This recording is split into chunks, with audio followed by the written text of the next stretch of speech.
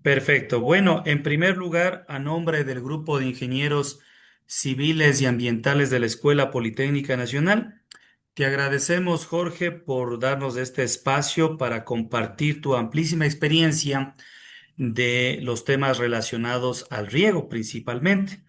Jorge Espinosa es ingeniero agrónomo con doctorado y maestría en recursos hídricos por la Universidad de Concepción en Chile y con amplia trayectoria en gestión, diseño y evaluación de proyectos de riego, hidrología, cambio climático, ordenamiento territorial y gestión ambiental en contextos académicos, institucionales y comunitarios.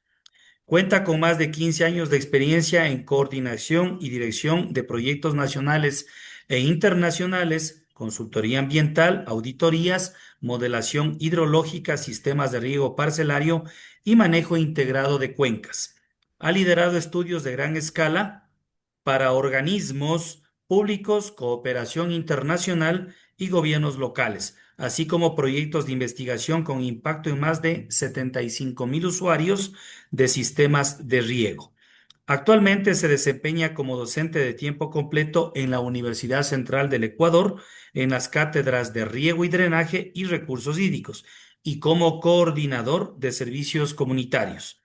Es consultor ambiental acreditado y perito de la función judicial. Su perfil se complementa con producción científica, dirección de tesis de grado y posgrado y participación como ponente en congresos internacionales en ingeniería agrícola, gestión hídrica y sostenibilidad. Como ustedes conocen, la charla se realiza sin ninguna interrupción durante el tiempo que Jorge lo requiera. Una vez terminada la presentación, iniciamos el diálogo a través de las aplicaciones del Zoom, levantando la mano de forma directa en la pantalla o también mandando mensajes al chat de esta charla. Esta charla también siempre se la reproduce en el canal YouTube del Grupo de Ingenieros Civiles y Ambientales de la Escuela Politécnica Nacional. Nuevamente, estimado Jorge, muchísimas gracias por tu apoyo y podemos iniciar. Listo. Buenas noches, gracias Patricio por la invitación. Primero, ha pasado bastante tiempo desde que logramos concordar esta situación, así que al fin pudimos dar esta charla. Bueno, lo que van a ver a continuación es una historia de cómo han venido progresando los proyectos de riego a nivel comunitario. Quiero darles un énfasis metodológico al principio de la charla de cómo se están construyendo los sistemas de riego y cómo está abarcado desde la temática, eh, digamos, desde los gobiernos locales, desde los gobiernos autónomos y desde el gobierno principal. ¿De acuerdo? Jorge, Entonces, Jorge, por si acaso no sí. estás compartiendo la pantalla, se te quedó solo que has pausado el uso compartido. Ah, ahí estamos. No, vuelve a Ya. compartir. A ver, espérame. Déjame ver. Ya, ahí estamos. Listo. Ya, ahí sí. Entonces, comenzamos. Ya. Ya, a ver, primero tenemos que entender que los proyectos de riego a ver, hubieron varias etapas de los proyectos de riego. Ustedes se acuerdan de la historia del Consejo Nacional de Recursos Hídricos, Senagua, etcétera, etcétera. Entonces, más o menos en el año 2015, a ver, un poquito más atrás, más o menos asociados con los objetivos de desarrollo del milenio, en el año 80-90, es donde hubo el gran impulso de sistemas de riego a nivel nacional.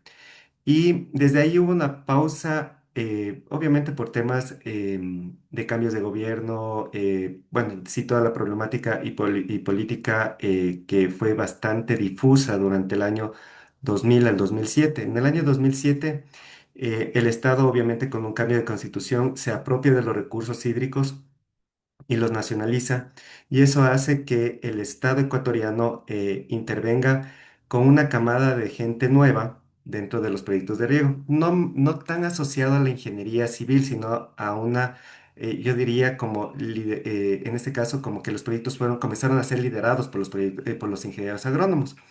Entonces, dentro de como de este gran hueco de profesionales que existía dentro de los organismos del Estado, el Estado adquiere una inversión de $80 millones en el año exactamente 2012 y nacen los proyectos de irrigación tecnificada del Ecuador. Y esto hace que la pauta de cómo se conformaban antes los proyectos de riego, que eran más de conducción de agua, que estaban asociados a tomar el agua de un río y llevarlo hasta un punto y después ver qué es lo que pasaba con el Ministerio de Agricultura. El Ministerio de Agricultura comienza a tener una injerencia bastante fuerte a nivel parcelario. Y obviamente estamos hablando de un país que es bastante joven y virgen, por decirlo así, dentro de la parte de riego, presurizado, ¿de acuerdo? Optimizado y presurizado. Y esto hace que el Estado haga los procesos de inversión a través de 5 ejes temáticos, ¿de acuerdo? Entonces, todo proyecto de riego en la actualidad lleva 5 ejes temáticos.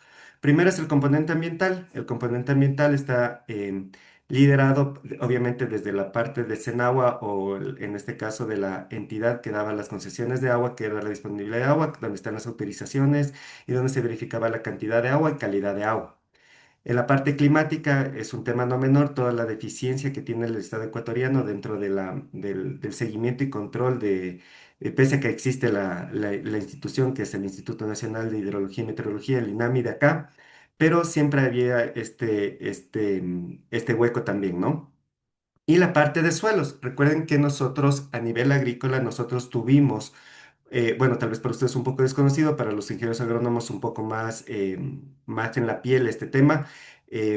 Teníamos un mapa nacional de suelos que era escala 1 a 250.000 y eso tenía una repercusión bastante fuerte en la información de primer nivel que se necesitaba. Entonces el Estado ecuatoriano en ese mismo tiempo ejerce una política bastante fuerte en la actualización de los mapas de suelos nacionales con un proyecto que fue liderado por el Ministerio de Agricultura y en este caso el Instituto Espacial Ecuatoriano cuando existía, que era parte del IGM, donde se hace la actualización del mapa nacional y ahora tenemos el mapa nacional de suelos escala 1 a 25.000 con fines edafológicos agrícolas.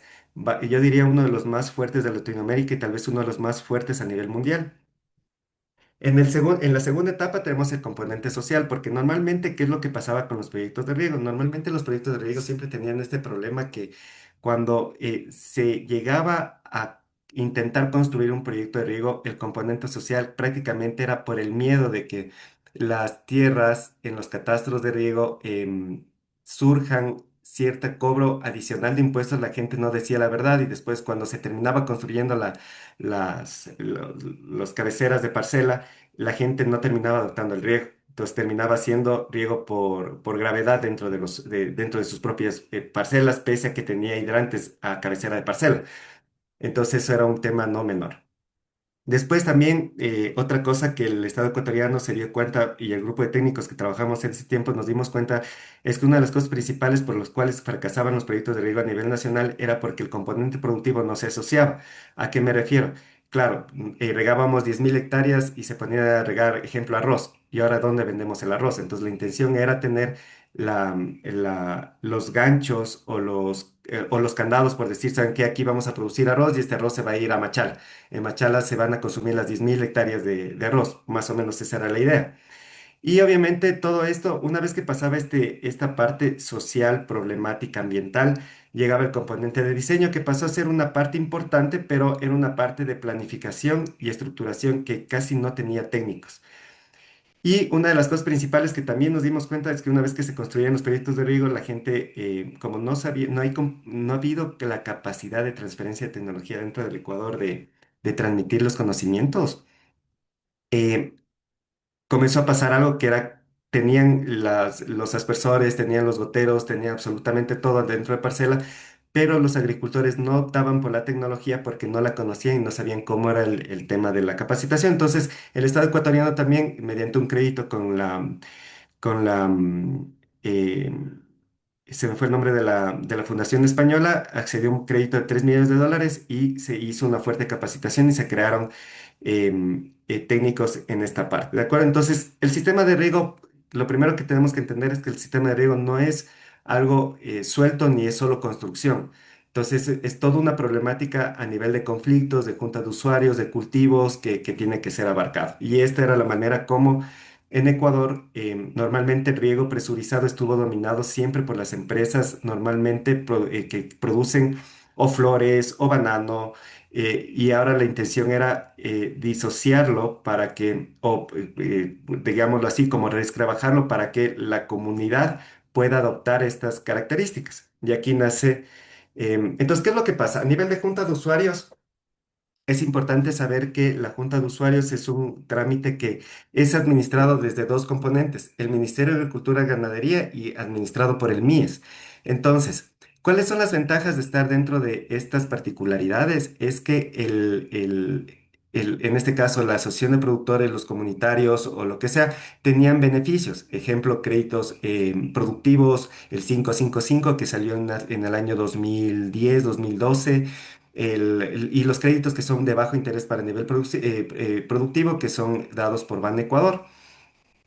Y por el MIES también podrían hacer asociación los agricultores para obtener beneficios. Aquí tal vez por créditos, pero ya con la banca tal vez privada, con corporaciones que dan financiamiento para la producción. Eh, entonces lo más importante era encontrar las comunidades que estén realmente calificadas, porque esto es un problema. La mayoría de juntas de usuarios de riego a nivel nacional no están actualizadas o han pasado un proceso bastante complicado, digámoslo así, como de mucho papeleo como para que puedan ser calificados.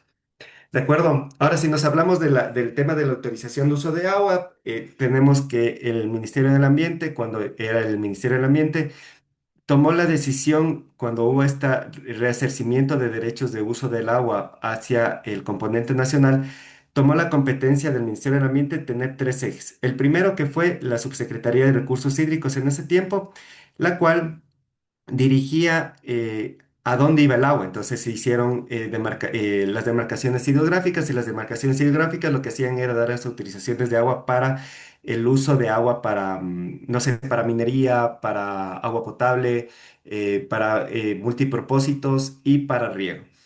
Pero como el candado era demasiado grande, el Ministerio del Ambiente tomó la decisión de subdividir la competencia entre el Ministerio del Ambiente, que manejaría toda la parte de autorizaciones de agua, el MAG, que estaría literalmente dedicado específicamente al riego parcelario, y los honorables consejos provinciales, por decirlo así, eh, que son gobiernos autónomos que se dedicarían a la construcción de la conducción. Entonces, hablamos de conducción desde el río, desde el pozo o de donde quiera, hasta el punto donde están los comunitarios. ¿De acuerdo?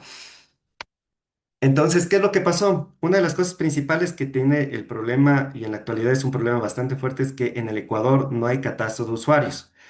Tenemos catastros de usuarios a nivel urbano, pero a nivel rural la parcelación es tan grande y es un problema porque, ejemplo, cuando vienen los proyectos de riego, y es algo que me ha pasado bastante, vienen los proyectos de riego, se hace la topografía, se hace la planimetría, se hacen los planos y el día de mañana o en 2 meses hasta que llegue el proyecto de riego, como ya saben que llega el agua a los predios y obviamente los predios se revalorizan, las personas mayores, los papás comienzan a heredar a los hijos.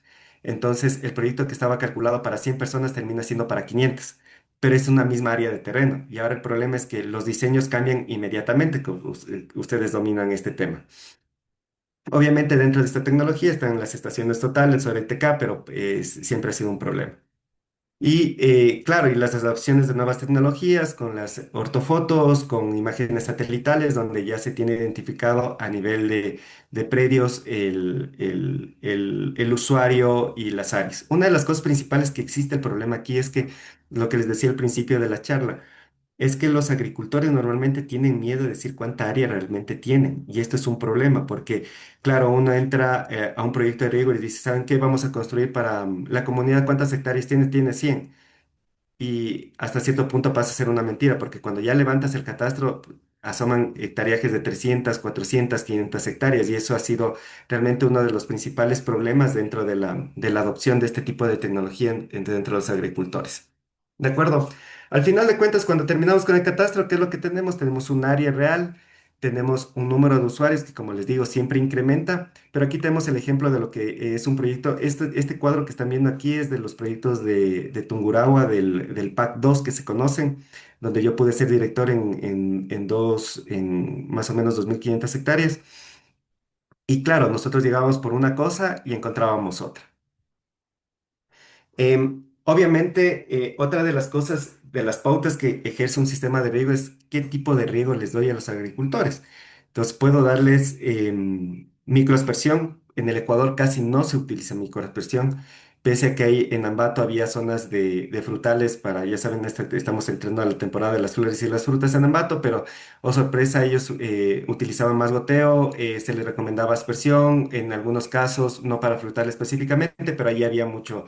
Entonces, lo interesante de este cuadro que está ambiente es que sabemos exactamente qué es lo que pasa con el uso de suelo. Entonces, ejemplo, vamos por en el cuadro que está ambiente Alobamba.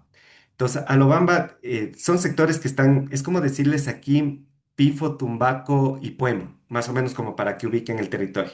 Entonces, en Alobamba, que es un sector alto, había más frutales, menos alfalfa. Y los otros cultivos que no dominaban eran maíz, misceláneos, more, etcétera, etcétera.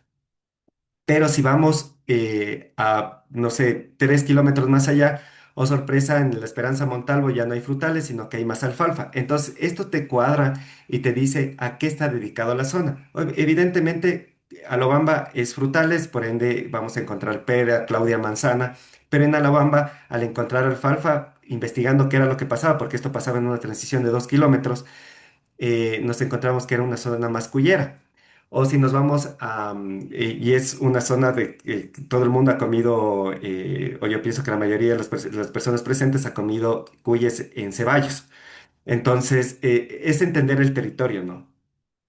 De ahí, otra cosa que es muy problemática en el país es que los agricultores que están casados con sistemas tradicionales de riego conservan mucho algo que se llama las épocas de siembra y las épocas de cosecha. Y es por eso que ustedes daránse cuenta, o tal vez un poco volviendo a la memoria histórica nuestra de los mercados, nosotros encontramos papa muy barata entre los meses de enero y febrero y en septiembre, octubre la papa es más cara.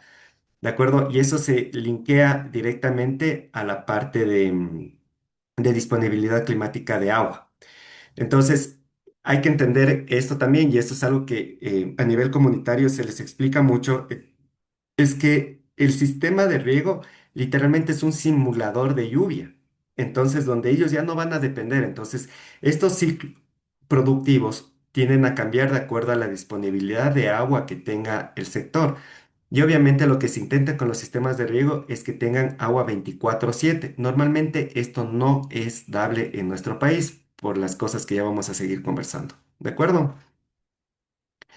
Y otra de las cosas que también es un problema para los agricultores que están en octubre, que llega el precio de la papa a $40 y hay productores que normalmente, ¿cuáles son los productores que en octubre llegan a tener papa a $40? Son los que tienen agua. Pero normalmente si vemos estas curvas que vemos aquí, los meses más críticos donde la producción y generalmente los precios de mercado, y acuérdense esto porque les digo, cuando ustedes compran los meses más baratos para hacer compras de hortalizas, verduras y esto está normalmente entre mayo a, a septiembre porque son los meses donde evidentemente si hacemos como un backup en el pasado, los meses que llueve normalmente son justo estos, son enero, febrero, marzo, abril, y son los meses donde están abriendo las cosechas. O sea, donde estamos sembrando para obtener las cosechas en junio, julio y agosto. Entonces hay que entender cómo ellos piensan antes de meternos en la parte del diseño y construcción. ¿De acuerdo? Obviamente, otro de los temas principales es que cuando comenzó a evolucionar el tema de la disponibilidad de recursos hídricos, aquí hay dos historias. Una antes del año 2000, donde estaban los objetivos del milenio, y los objetivos del milenio lo que decían era que hay que dar agua a todos. Uno de ellos era dar agua a todos, pero después estos objetivos eran como los típicos objetivos del cambio climático que dicen, no, es que hay que bajar el número de emisiones, pero nadie le para bola. Entonces, después, ¿qué es lo que pasa? Después del 2000 al 2010 no hubo ninguna atribución y en el 2010 se comenzaron a crear los PDOTs, famosos PDOTs que muchos de nosotros hemos de haber trabajado en esta área, y también se comenzaron a trabajar los planes de riego y drenaje. Entonces, los planes de riego y drenaje te estipulan, de acuerdo a la Constitución, el agua está en prelación, es agua de consumo, agua para producción y agua para proyectos hablemos de hidroeléctricas. El orden de prelación es claro. Y ahora tenemos que jugar con variables climatológicas que evidentemente si yo me pongo a hablar de esto nos demoramos 3 días conversando de esto. Y una de las cosas principales que abarca los planes de riego amparado en la Constitución es que nosotros tenemos que dar riego a nivel comunitario y a nivel se llama seguridad alimentaria técnicamente, pero entonces estamos hablando de agricultura familiar campesina, de mediana y de pequeña escala. Hablemos de mediana escala, en Ecuador las 2 hectáreas. O sea, una persona que tiene 2 hectáreas se le considera un agricultor mediano y evidentemente, todos los que bajan de los 5.000 metros cuadrados es agricultura familiar campesina de autoconsumo. Entonces, a eso se refieren los sistemas de riego comunitario. Bueno, y dentro de las limitantes, aparte de entender el clima, es que generalmente cuando hacemos un proyecto de riego nunca tenemos, y esto nos pasa a nivel de hidroeléctricas, a nivel de absolutamente toda la parte de ingeniería civil, que cuando queremos datos climatológicos lo más difícil es conseguir, es como conseguir el amor verdadero, es lo más difícil de conseguir. ¿De acuerdo? Entonces, aquí una de las cosas principales es que el Ecuador tiene una falta bastante fuerte de análisis o de que la gente de a pie, digámoslo así, pueda entender imágenes satelitales de precipitación, hacer interpolación de estaciones o esta parte climatológica en la actualidad es bastante deficiente. Estamos hablando que más o menos para el año 95-2000, el Ecuador contaba con alrededor de 160 estaciones meteorológicas y en la actualidad, al año 2026, funcionan 15. ¿De acuerdo? Entonces, el hecho de tener información climatológica de calidad es un problema real.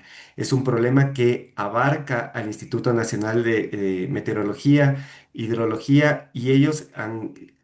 em, obviamente, ¿por qué pasa esto? Es porque normalmente las estaciones meteorológicas estaban operadores. Entonces el Estado lo que hizo es comenzar a la gente que se jubiló de los operadores, no volver a contratar, a rellenar esas plazas. Se desaparecieron las estaciones, se retiraron los equipos y ahora lo que está haciendo el INAMI es crear bases de datos a partir del apoyo con empresas privadas. Entonces, ahora el problema ya no es tanto conseguir la base de datos, es tener los convenios para lograr tener la serie de datos. Y para un sistema de riego lo que se recomienda es que las series climatológicas, principalmente en precipitación y temperatura, estén asociadas a periodos de 30 años de historial climatológico. Y esto hace que los mapas que tuvo el Ministerio de Agricultura, tal vez algunos los conocen, otros no, pero dentro de los geoportales del Ministerio de Agricultura hay los mapas de zonificación de temperaturas promedio, pero lamentablemente esto no sirve para hacer un análisis estadístico, lo que se necesita son datos históricos. Y obviamente lo que se espera como mínimo es que existan datos de precipitación y temperatura para aplicar una herramienta de evapotranspiración para calcular la demanda de agua con métodos que normalmente, si es que existe el tanque tipo clase A, o si no hay datos y solo tenemos precipitación y temperatura, se recomiendan los modelos del 1942, que es Torway, que es muy ocupado acá, de hecho. O si no, si hay todos los datos, el otro método de evapotranspiración que es Pelman-Monty. Pero aquí hay una historia detrás de esto. ¿Cuál es la historia? Que estos tres métodos que les acabo de mencionar, Torwide, el tanque clase tipo A y el de Pelman-Monty, están asociados a un estudio que se realizó en el año 2016 por Senagua. En ese tiempo existía la corporación. Y los chinos que hicieron confirmaron lo que todo el mundo decía, que era como que si no tienes datos, hazlo con esto, si tienes datos completos, hazlo con el otro. Y sobre estos dos, el tanque tipo cero. Pero en otros países es muy ocupado el tanque de evapotranspiración. Aquí en Ecuador es muy difícil que las organizaciones, tanto públicas como privadas, tengan estos tanques, no tanto por el costo, porque son relativamente baratos, pero más es por la manipulación de la información que puedan llegar a obtener de una manera adecuada. Entonces, una falta absoluta en la parte de transferencia de tecnología de este tema. ¿De acuerdo? Después, otro tema no menor es el tema de aforos. ¿Cómo yo le digo a un agricultor? Ejemplo, nosotros trabajamos mucho con la parte de Tabacundo Pedro Moncayo, la parte florícola. Les voy a hablar al final de este tema, de este proyecto, para que entiendan cómo nos hemos ido articulando, pero ellos hablan todavía de los molinos de agua. Entonces, si un ingeniero civil va y me dice, o sea, como ingenieros todos los que estamos acá, nos dicen, es que a mí me dan dos molinos de agua, uno se queda buscándose los piojos en la cabeza para ver qué es lo que está pasando y no logra entender exactamente qué es lo que... Entonces, transmitir esta información de cómo lograr hacer un adecuado método de aforo, que ellos logren hacer la equivalencia, porque normalmente, ¿qué es lo que pasa en la agricultura del Ecuador? Y esto pasa mucho en los canales de riego, es como que, bueno, y nuestros abuelos y nuestros tíos que están en campo, es como que, bueno, me toca la hora del riego y puedo estar comiendo en fiesta, lo que sea, me voy a regar. Y la mala costumbre que tuvieron los sistemas de riego comunitarios fue, si tenemos un canal de 500 litros, le dábamos al agricultor de media parcela de 5.000 metros los 500 litros y era, usted verá cómo riega. ¿De acuerdo? Entonces, aquí era hacerles entender a los agricultores el tema de la oferta. Si me vienen los 500 litros, ¿me sirve o no me sirve? Y la demanda para saber si esos 500 litros satisfacían las necesidades propias del agricultor. Entonces, claro, son temas de ingeniería que uno normalmente los mueve casi a diario, pero cuando trabajas con sistemas comunitarios es un dolor realmente de cabeza. Hacerles entender cómo hacer unas llaves de conversión, qué es lo que pasa en Tungurahua. Si yo tengo 5 minutos de agua, ¿qué significa esto en volumen total de agua para poder crear un micro reservorio? Ojo, en Ecuador, cuando quiso hacerse el plan, porque el primer plan de riego y drenaje estipuló el hacer microreservorios, entonces comenzaron a hacer huecos por todo lado. De rato, el agricultor no sabía para qué servía el microreservorio y no sabía cómo sacar el agua del reservorio, porque una vez ya le regalaron el reservorio, le regalaron la caja de agua, y ahora ¿cómo hago para sacar el agua? Pues si no manejan bombeo, no manejan... Entonces era todo un tema bastante... Y el costo energético también es otro problema, porque claro, hago el hueco, tengo el agua, pero ya ahora el costo energético para sacar esa, entonces es bastante complicado esta panorámica de los aforos. Y la otra es que como no tenemos una institución que realmente regule el sistema de riego, o bueno, no hablemos del sistema de riego, hablemos del sistema de agua, con aforos por lo menos mensuales, periódicos. Es como que yo, como Jorge Espinosa, esto es como cuando vamos al banco, ¿no? Queremos pedir un préstamo. Voy a pedir un préstamo de $10.000, pero el banco te dice, no, es que tú eres clasificación A, entonces no te puedo dar los 10.000, tengo que darte 8.000, te piden los roles de pago, y total no puedes pagar ni los $8.000, te termino dando 6.000, y vos le dices, pero es que yo necesitaba 10.000, más o menos así opera Senagua. Bueno, lo que era Senagua ahorita, Ministerio de Ambiente, el ARCA que está cogiendo la competencia. Entonces, es un tema bastante complicado porque los agricultores dicen, necesito 10 litros. Y la operación ahí es, entra el aforador va, ejemplo, en verano y dice, lamentablemente dentro del río no hay 10 litros, hay 5 litros. Y como de aquí hay 100 personas que dependen del litro, vos necesitabas 10, pero te puedo dar 0,5 litros por segundo. Entonces, ¿cómo puede un agricultor basar una producción en un tema tan beligerante y tan volátil como es A? Y lo que es peor, ni siquiera te termina dando el aforador, o sea, el técnico del ministerio te termina dando el aforo, sino que viene un abogado y te dice, no, es mucha agua, usted tiene 0,1 litros por segundo. Entonces, es un problema metodológico y no existe en el Ecuador hasta la fecha. Se han llamado consultorías internacionales para lograr poner el precio real del agua potable. No se ha logrado poner, y eso que la competencia tienen los municipios, que son órganos fuertes. Imagínense lo que pasa con una agricultora media, de que normalmente la parcela está dominada, o bueno, no está dominada, hablemos bien, es como que es propiedad de la persona que tiene 75 años, donde el señor no te va a entender nunca lo que le quieres decir. Entonces, el tema de los aforos de aguas es, o sea, la parte climatológica, agua realmente es el cuello de botella de todos los sistemas de riego. Bueno, y evidentemente dentro de la tecnología, aquí ahora hay velocímetros, para los ingenieros civiles mucho más conocidos se me fue el nombre, este torpedito se me fue el nombre, bueno, ahora hay Micromolinetes. gracias, se me fue el nombre, los Molinete. molinetes y los micromolinetes. Entonces, claro, entonces para la gente que manejamos esto es fácil, pero a un agricultor no le puedes dar un micromolinete que no sabe ni cómo tomar las distancias. Entonces, es un tema de transferencia bastante. Pero la tecnología va avanzando. Entonces, ahora hay conectividad con sistemas GPS. Lo que están viendo allá es un medidor de presión atmosférica que son de tipo Hobo. Están las reglas linimétricas.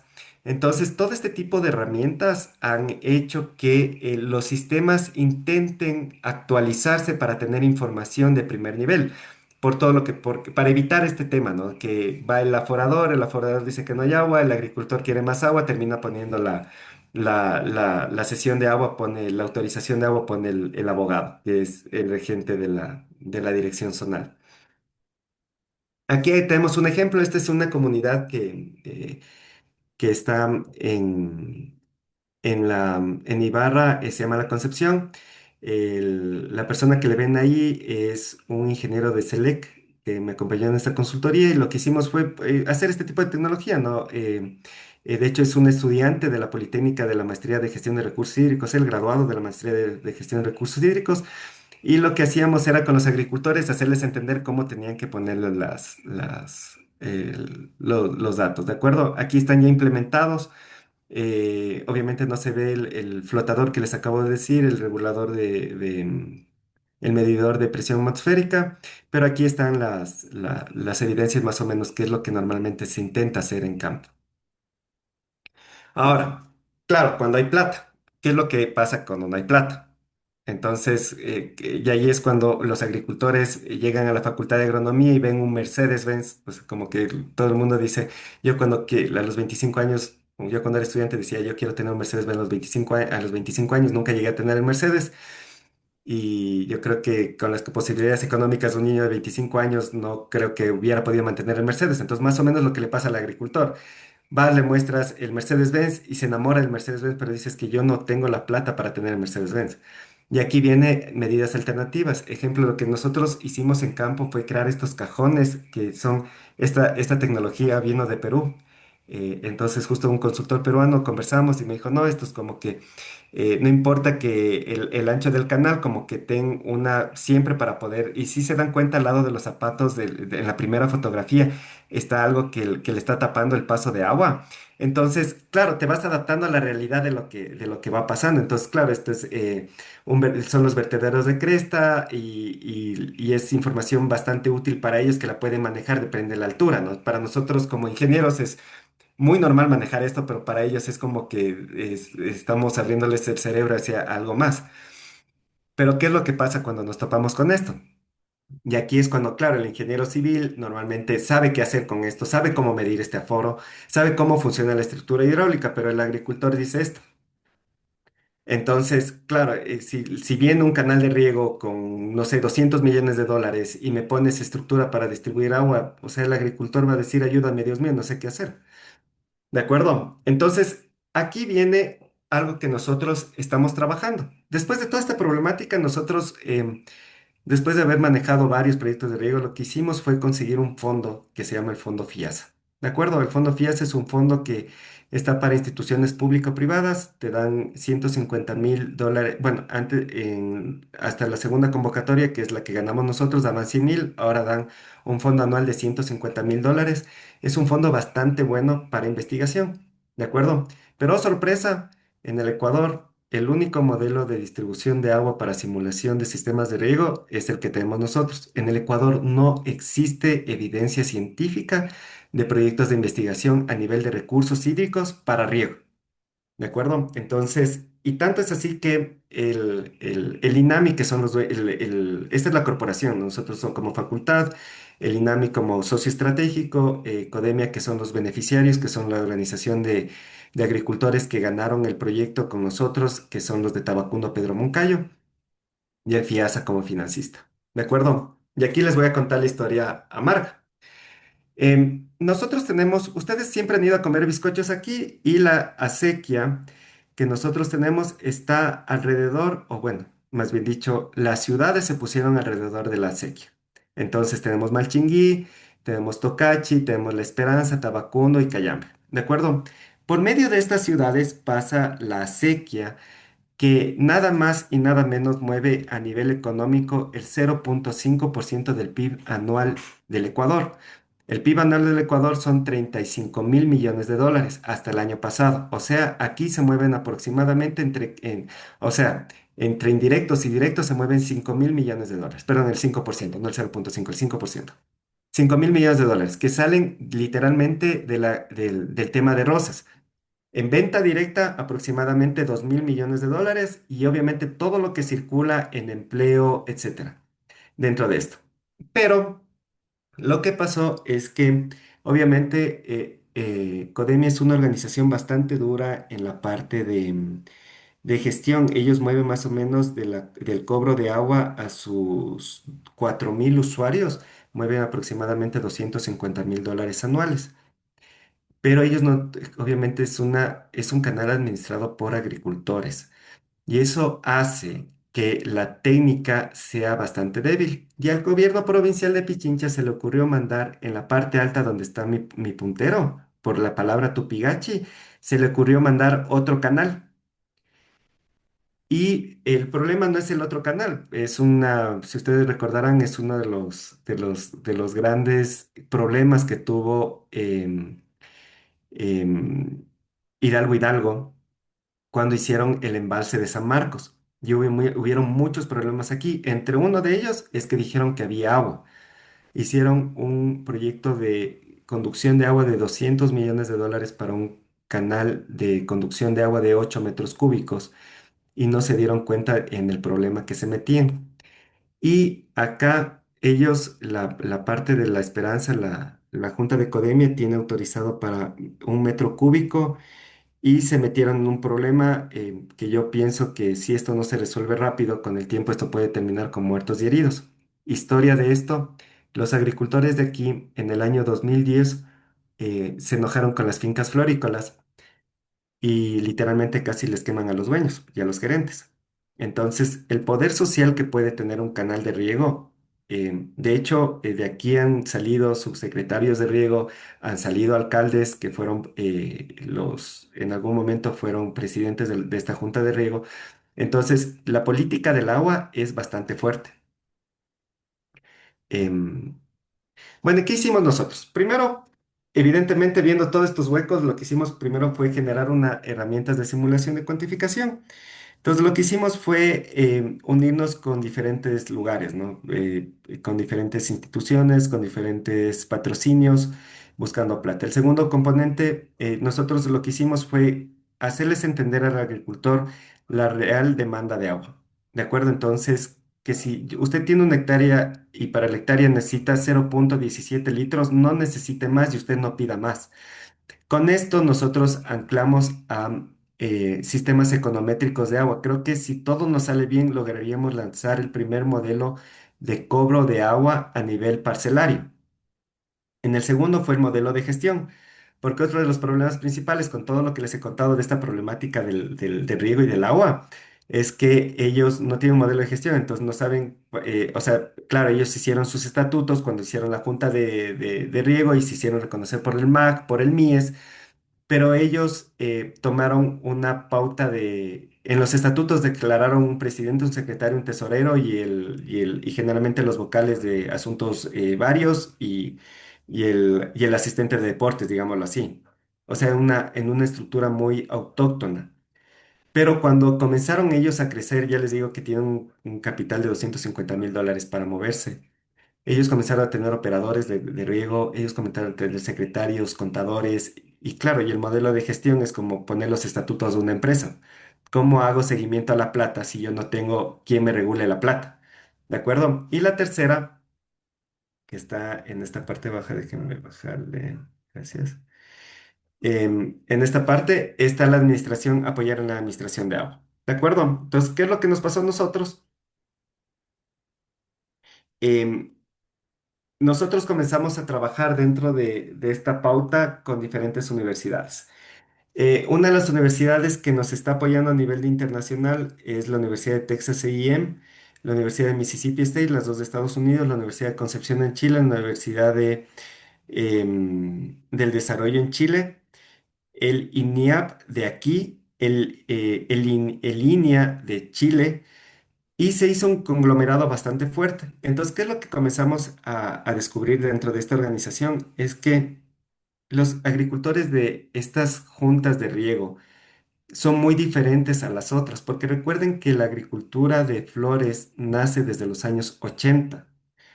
Si nosotros hablamos de los 80 al 2026, más o menos han pasado aproximadamente 40, casi 50 años.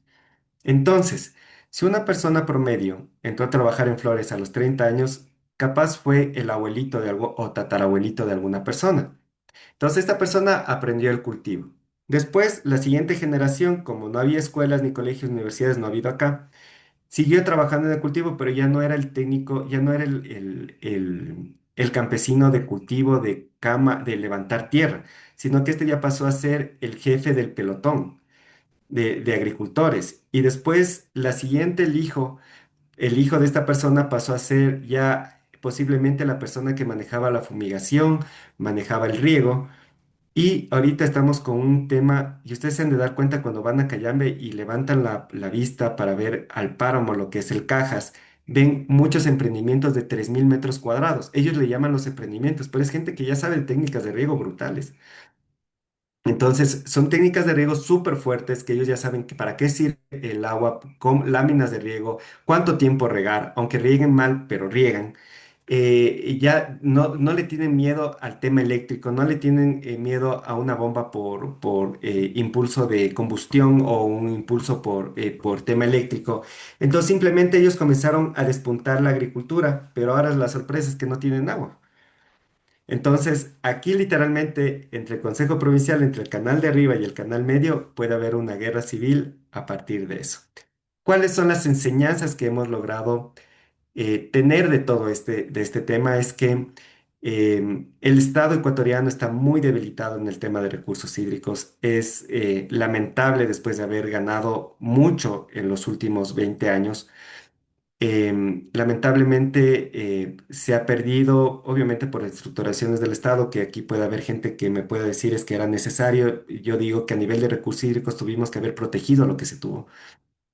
Y obviamente no quiero topar ninguna línea política, no es un tema político, pero se perdió mucho. La otra es que a nivel comunitario los sistemas de riego no están satisfaciendo realmente al cliente final.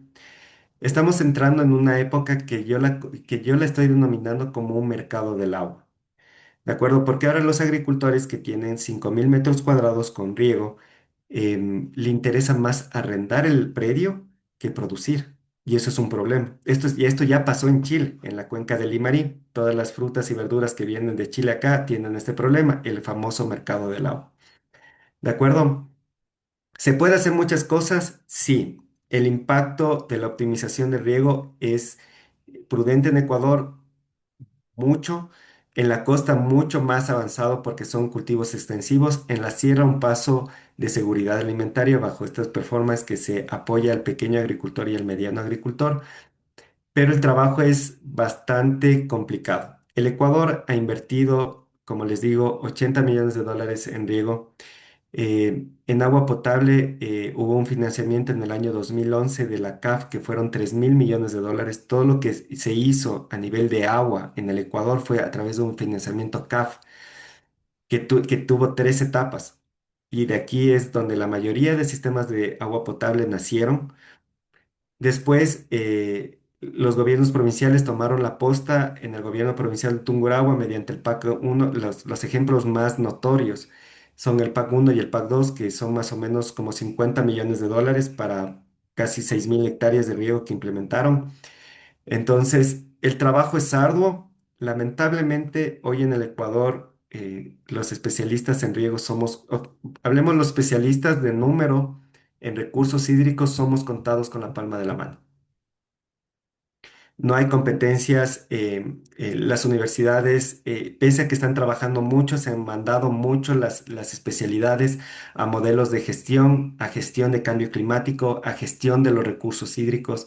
No existe, yo creo que la única maestría dura en número que existió aquí fue la de la Politécnica, no sé si siga todavía en pie, pero fue la única maestría dura que había en número, pero igual, no asociada al riego, asociado a proyectos de gran calante como hidroeléctricas y este tipo de cosas.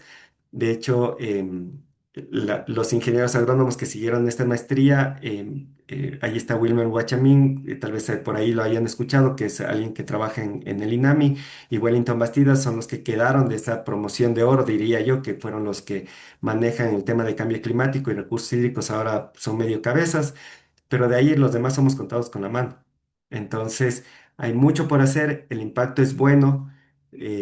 Tungurahua está despuntando en este tema de la, de la agricultura familiar, campesina, productiva. Y algo que les quiero dejar en la mesa es, ustedes ahora ven mucha mora, mucha fresa, es porque el impacto que tuvo los sistemas de riego en Tungurahua, que es de donde sale ahorita la mora y la fresa, está dada a eso, porque los sistemas de riego optimizados, hablemos de goteo específicamente, son sistemas que necesitan mucha inversión, pero el agricultor no puede esperar eh, que le venga cada 6 meses una cosecha de papa con goteo, con aspersión, sino que está migrando a cultivos como el arándano, como la fresa, como la mora, que le dan rentabilidad semanal. Prácticamente yo diría que son las nuevas vacas del agroecuatoriano, porque son los únicos cultivos que están, y es por eso que ustedes ven, antes, hace unos 5 o 6 años, no se veía tanta fresa, tanta mora en el mercado. Ahora ustedes van por cualquier esquina y ustedes tienen mora de muy buena calidad, fresa de muy buena calidad, y ahora el arándano está entrando con bastante fuerza. Entonces, quería contarles esto. Este es más o menos en un breve resumen de 40 minutos, 50 minutos, qué es cómo es la visión de lo que nacía desde antes, cómo está impactando en la agricultura productiva masificada y qué es lo que pasa con los agricultores medianos. Eso, mi estimado Patricio, cualquier cosa que necesiten, preguntas solo por estilo, estoy presto. Gracias, Jorge. Te pido la manera más comedida que le cierres la pantalla para iniciar el diálogo. Perfecto. Estimados colegas y amigos, podemos iniciar el diálogo con las preguntas correspondientes, sea levantando la mano en la pantalla, como les había dicho al inicio, mediante las aplicaciones o a través del chat correspondiente. Así que, a lanzarse al ruedo. Fernando Calle ya quiere lanzarse al ruedo.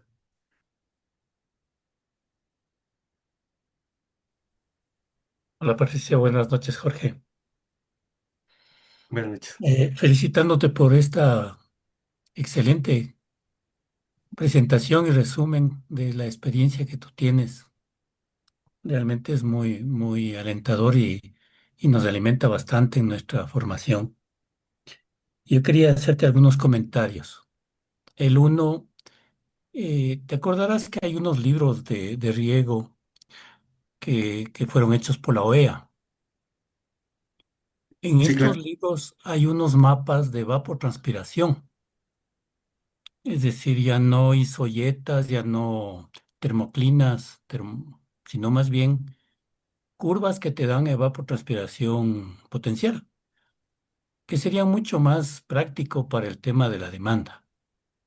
No sé si tú has trabajado en ese sentido, es decir, tener toda una región ya establecida las curvas y con unos mapas que te sirvan para cambiar de temas, ¿no?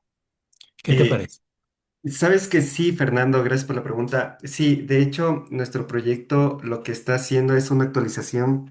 Y recién sacamos una tesis nueva del análisis de sensibilidad de evapotranspiración, generando las curvas de evapotranspiración para nivel nacional. Porque estas, lamentablemente, las últimas, si no me equivoco, fueron del año 96, 97.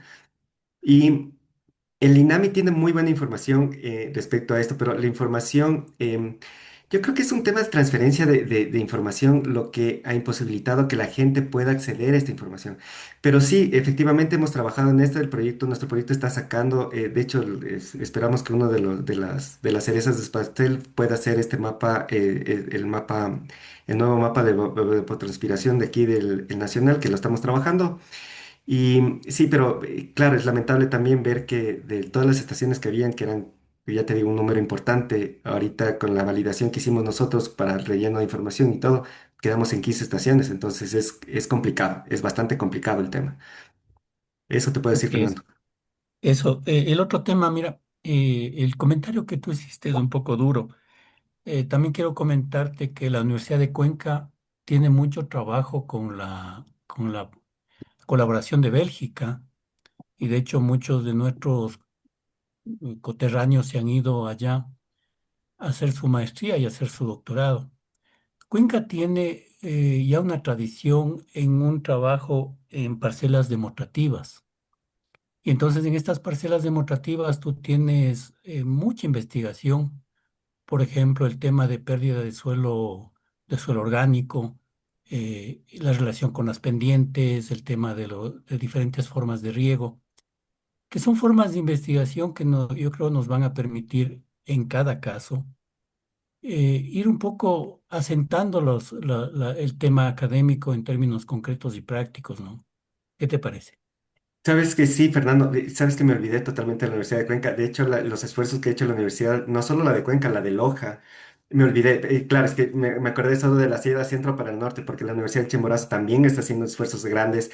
Pero lamentablemente desde la partida del ingeniero León, que ya no está con nosotros, claro, se menorizó mucho el tema de la parte de Chimborazo, pero claro, o sea, los esfuerzos de las universidades han estado, están y son vigentes. Pero y claro, el tema, ¿sabes por dónde yo la veo más? Es por el tema de que cuando tú solicitas a una persona que haya manejado estos temas, que no esté metido en la academia, es bastante duro. Es bastante duro. De acuerdo totalmente. La última. Oye, ¿qué pasó con agrocalidad? ¿Cómo va ese tema? Bueno, agrocalidad es por otro lado, ¿no? Agrocalidad está metido en todo el tema de saneamiento. Entonces, realmente agrocalidad no tiene injerencia en esta parte. El INIAB está trabajando ahora, o sea, son Ministerio de Agricultura, a final de cuentas, ¿no? Pero el INIAB es otro ente que está trabajando bastante fuerte en el tema de recursos hídricos. Bueno, allí haciendo cabeza medio Yamil Cartagena, que ahora es el director del Departamento del Agua y Suelo, que está metido en esta área, ¿no? Pero, o sea, la sensación general es como que falta mucho por hacer. O sea, siempre va a haber algo por hacer, ¿no? Eso también hay que entenderlo. Todo es perfectible y todo es criticable y todo es perfectible. Entonces, sí, por ese lado, sí es como tú dices. Muchas gracias, Jorge. Una buena noche. Gracias, Fernando. José Luis Rivadeneira, por favor. Gracias, Patricio. Qué gusto, Jorge, encontrarnos en este espacio. Felicitándote tu exposición. Quería hacer una puntualización sobre lo que decías de la generación de la información de isoyetas y isotermas. En ese tiempo se hicieron con las estaciones que se podía normalizar de acuerdo a a los lineamientos de la Organización Mundial de Meteorología, ¿no?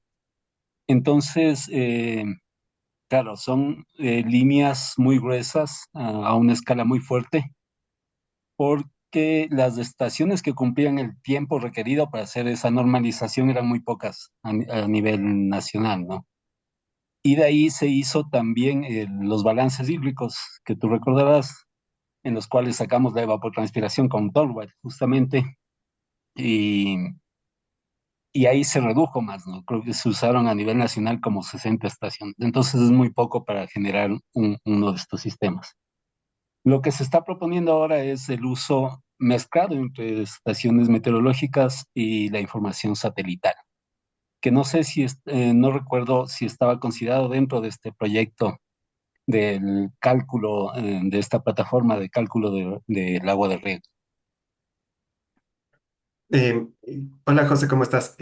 Sí, verás, de hecho, eh, yo vengo de escuela chilena, ¿no? Y ellos tienen mucho el tema de manejo de imágenes satelitales y este tipo de cosas. De hecho, una de las pautas principales que hizo Chile en el año 2010 fue invertir $1 millón para crear lo que ahora se llama agroclima en Chile. Y una de las cosas que hicieron fue que tuvieron que calibrar. y le tocó a Chile implementar un sistema que ahora se llama agroclima, que actualmente tiene un borde de 10 millones de dólares aproximadamente, pero, o sea, la calibración fue dura. La calibración fue, o sea, de hecho, hasta ahora siguen modelando la Universidad de Chile se me fue se me fue el profesor de la Universidad de Chile, el nombre, siguen calibrándolas porque sí, o sea, los modelos con inteligencia artificial y todo están funcionando bastante bien. De hecho, hay una empresa que se llama Quilimo en Argentina que está vendiendo bonos de agua, que es la primera empresa a nivel mundial que está vendiendo bonos de agua a Google, a Indega, que sería Coca-Cola, y a otras empresas grandes. Pero sí, o sea, todavía hay ciertas, ellos no logran calibrar el modelo para la parte del Océano Pacífico, lo que sería Andes al Océano Pacífico, no se logra calibrar los modelos. Entonces, claro, vienen las interpolaciones ortogonales, vienen un montón de cosas de cuestiones que con el tiempo veremos cuáles son los resultados, pero ahorita es meter mano a lo que hay, ¿no?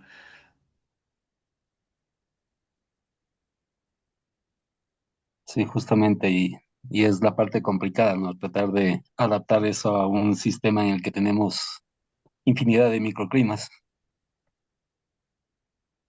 Sí, o sea, el tema del efecto orográfico es bastante complicado y no se logra, no se logra entender todavía climatológicamente esa parte. O sea, el problema es de los Andes porque cuando hay planicies, los modelos corren bastante bien. Por ende, los modelos europeos, el CEMIP y otros tipos de modelos de tipo europeo han funcionado bastante bien, pero el rato que se los trae acá, todo el mundo comienza a hacer interpolaciones y es por eso que hay mucha gente que se está yendo a Estados Unidos, Bélgica, Alemania para ver cómo lograr interpretar el clima.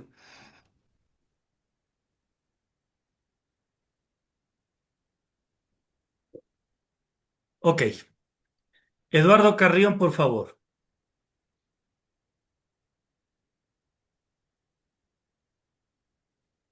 Buenas noches. Hola Jorge, muy interesante tu conferencia. La verdad es que tengo algunas inquietudes. Voy a empezar por una que me pareció muy potente y tiene que ver con el asunto de lo que puede generar un conflicto por el agua. Las parroquias, comentar que yo tengo un terreno por ahí en Checa, ¿no? Y yo soy usuario del riego El de pisque. del Pisque, exactamente. Ujú. Entonces, este, y sabes que sí, efectivamente hay algunas situaciones un poco complejas con el tema del agua. Por ahí, nos dan agua en unas épocas, de pronto por arriba ponen algunas barreras para desviar el agua. Bueno, todo es un calambre y efectivamente lo que al final del día está pasando es que se están generando conflictos. Entonces, la pregunta es si es que hay una suerte de prelación en el uso del agua. Eh, pero yo no sé si es que esa prelación se está cumpliendo dada dada la escasez del recurso. Y todo eso, ¿cómo impacta en el tema de las florícolas? Eso la una pregunta. La otra pregunta es, me dejaste también bastante preocupado porque has dicho que la información meteorológica es bastante escasa y bueno, ya los compañeros también han hablado de algunos otros temas respecto del tema de meteorológico y las mediciones. Yo entiendo que hay algunas metodologías que últimamente se están usando específicamente con el tema de inteligencia artificial. Eso también se podría utilizar aquí, considerando que hay pocas estaciones y un tema histórico que no es tan confiable. Esas dos preguntas, por favor, Jorge, gracias. Ya, verás, voy a abarcar primero el tema de lo que nosotros estamos viendo con respecto a al uso de inteligencia artificial dentro del tema de recursos hídricos. Em, Normalmente los recursos hídricos han sido modelados para que la oferta sea asegurada, ¿de acuerdo? Para intentar predecir oferta. Pero uno de los puntales que nació con este proyecto que justo José Luis es mi administrador de contrato dentro del INIAP, em, es que el candado que tiene la mayoría de modelos a nivel mundial es que se dedican a la oferta y no a la demanda. Entonces, ese balance es el que nosotros estamos teniendo problemas bastante fuertes con el tema de, claro, la inteligencia artificial asume las relaciones que puede tener la papa con la demanda del KC, del ETP, de lo que sea. Pero primero, al cambiar el clima, las plantas están cambiando. Entonces, justo uno de los datos que tiene Wellington dentro de la modelación de cultivos es esto, que en caso de escasez de agua y de calentamiento climático, las plantas que se les conoce agrícolamente como las C4, van a tener mejor adaptación y van a tener mayores rendimientos de producción, lo que no se esperaría normalmente. Entonces, al tener más producción voy a necesitar más agua. ¿Cómo hago ingresar eso a un modelo? Esa es la pregunta. La otra es que normalmente en los países andinos, y aquí me uno con la segunda pregunta tuya, en los países andinos el tema de la parcelación por el tema de herencias puede cambiar de un rato para otro. ¿Qué es lo que pasa con justo el sector que tú me mencionas de Checa y del río Pisque? Nosotros, la Facultad de Ciencias Agrícolas tiene el canal principal de la ida del agua a Tumbaco. Oh, sorpresa, Tumbaco se está haciendo pasando de un uso de zona del uso del suelo de ser rural a semiurbano.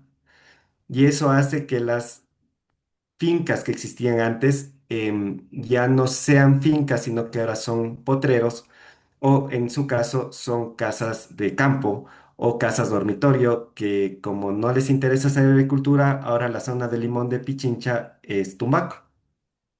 Entonces, ¿cómo asocias esos fenómenos que son netamente culturales de desarrollo urbano a un modelo de inteligencia artificial? Las decisiones, cómo puedo tomar la inteligencia artificial son basadas en hechos históricos y aquí asoma la Big Data. Entonces, la Big Data es con hechos que hayan tenido una consecuencia, un análisis histórico, pero eso en el Ecuador no existe. Entonces, yo no sé en qué punto la inteligencia artificial va a poder lograr que, que esa idiosincrasia del ser humano pueda ser asimilado desde un hecho que no hay datos. Entonces, si no hay la Big Data, la inteligencia artificial no existe nomás. Eso es lo que te puedo decir, Eduardo, con respecto a tus dos preguntas. Gracias, Jorge. Solamente para complementar el asunto, este, sí, sí me quedé preocupado por el tema este del conflicto del agua y lo que comentabas del tema del mercado del agua, que de pronto puede ser mejor, arrendar la parcela que sembrar, por favor. Sí, de hecho, verás, es un tema bastante, de hecho o sea, si en la literatura ustedes buscan el mercado del agua en Chile, ustedes van a entender el problema que es. En Chile, solo por recapitular un poco y así de manera muy rápida, hay una ley que se llama la 18.025.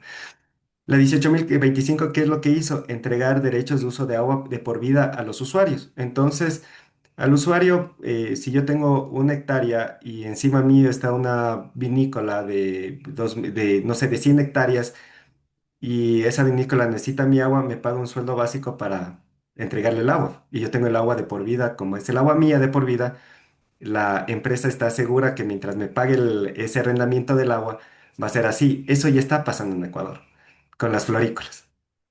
Entonces, las florícolas lo que están haciendo ahora es incrementan áreas de producción, pero ahora como te digo, es mucho de la idiosincrasia ya no se basa en el hecho de producción, sino que te dice, verás, vos tienes agua, yo te doy los materiales, te doy equipos y vos produces.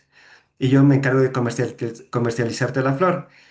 Entonces, eh, claro, estás subsanando la falta de recurso en el área que quieres regar con un área nueva, que en el canal de Tabacundo, Pedro Moncayo, todas estas áreas que les digo que son los lotecitos pequeños que ven invernaderos chiquitos, Son áreas de 3.000 metros y todos están colgados por robo. Son 800 más o menos que se tienen calculado 800 robos de agua que pasan a ser por 3.000 metros, multipliquen, son casi 240 hectáreas que se metieron a la agricultura fuerte, que están robando agua. Wow. Entonces, es un dato duro que no sabe cómo manejar el Consejo Provincial, porque el Consejo Provincial construyó el canal. Metieron 800 mangueras porque ahorita nadie está cogiendo el agua de manera regular allá. ¿Y cómo el día de mañana le dices a alguien que metió $10.000 de inversión y le dices, sabes que ya no puedes coger el agua? Ahí va a haber muertos. O sea, mi pronóstico de lo que va a venir en Tabacundo es que de la noche a la mañana el indigenado de allá va a salir y se va a apropiar el agua y puede estar quien sea. El problema es que hay que cumplir temas de garantías para que puedan funcionar esos canales y eso es lo que no está el modelo de gestión adecuado para esa forma de visión estratégica, hablemoslo así como una visión estratégica a nivel del usuario final. Muchas gracias, Jorge. La verdad es que eh, preocupante el tema, muy, muy gentil, muy, muy interesante. Muchas gracias. Gracias, Eduardo. Hay una pregunta de Rolando Venancio León Aguilar. Buenas noches. Me pareció escuchar que los materiales de cálculo de las ETC, ETO y KC están hechos por la FAO, muy conocido el FAO 5666. Sí, gracias por la pregunta. Efectivamente, el FAO 56 tiene para 200 los 200 principales cultivos del mundo, ¿de acuerdo? El problema es que en las modelaciones que nosotros estamos haciendo, que son procesos de parcelas experimentales, hemos logrado detectar que el KC que está dando la FAO está sobreestimado en algunos casos y subestimado en otros casos. Entonces, una de las cosas que está corriendo el mundo a hacer es ya no fijarse mucho en el tema de FAO como tal, sino que intentar validar estos coeficientes de cultivo, que se los conoce así, para las zonas específicas de riego. De hecho, uno de los calantes fuertes que tiene este proyecto es haber modelado los 20 principales productos del Ecuador y los resultados son bastante duros con respecto a lo que está pasando. Ahora lo vamos a pasar a unas, porque para que pase a ser una metodología validada por la Organización Mundial de Meteorología y por la FAO, necesitamos hacer en dos zonas geográficas y estamos replicando en algunos cultivos en Chile. Estamos haciendo otros cultivos en España con la metodología, con otra universidad que nos está ayudando y vamos a hacer una parcela o sea, si hubiera la oportunidad, algún día les podemos invitar para que vayan a visitar, que se va a plantar en marzo con los nuevos fondos del FIASA, que va a ser las 20 parcelas, los 20 cultivos en una hectárea para determinar estas variaciones, ¿no? Perfecto. Marco Acuña ha solicitado la palabra. Muchas gracias, Patricio. Gracias. Muy interesante la conferencia y para quienes no conocemos muchas cosas de eso, con mayor razón. Eh, bueno, yo como eléctrico, dentro de lo que decía Eduardo de las prioridades del uso del agua, ahora que está muy de moda la parte de generación eléctrica, la parte hidroeléctrica considera lo que se llama el caudal ecológico. No sé cómo afecta y dentro de las prioridades del uso del agua ha convenido esto. Si nos puede contar un poco No de se eso. te escucha, Marco. Y lo otro, al hacer Marco, esta Marco, no se te modificación del escucha. ministerio, perdón, Ahí fue mejor. al hacer la modificación, la unificación del ministerio e incluirse ahora dentro de energía, minas, petróleo, ambiente y agua, ¿cómo está afectando para todos estos procesos, autorizaciones y demás? Gracias. Ya, voy a abarcar primero el tema de caudal ecológico. El caudal ecológico nace desde un criterio de mantener vivo al río, ¿no? Es como que el modelo francés dijo que era el 10% del agua, pero realmente no está decretado eso en ningún estudio como que muy aproximado a ese porcentaje de agua del caudal total. Yo fui sugerente ambiental en Coca-Cola Sinclair. Y una de las cosas que más nos preocupó en Coca-Cola Sinclair fue el tema cuando se llena el embalse de captación y qué era lo que iba a pasar con los sedimentos. Cuando hicimos en ese tiempo hizo un ingeniero de la Universidad de Loja que se llama Felipe Duque, hizo una investigación bastante interesante con fiscalización allá acerca de los sedimentos y acerca del caudal ecológico y todo este tema. Se veía venir un problema.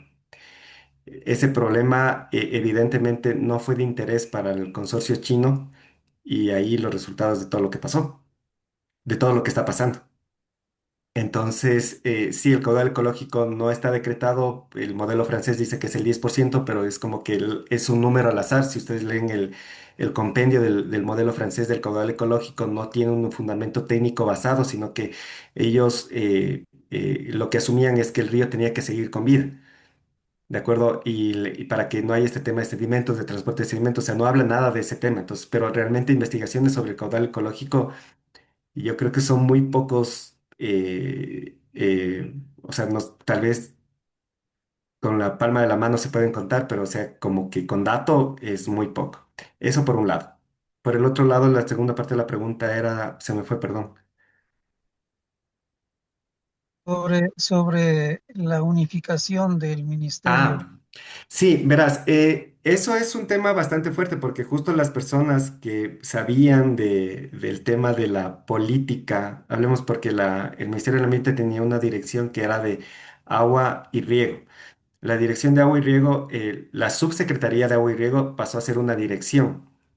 Entonces, evidentemente, al pasar a ser una dirección, todos los técnicos que eran los que llevaban la pauta de este tema desaparecieron del ministerio. De hecho, fueron eliminados en diciembre del 2025.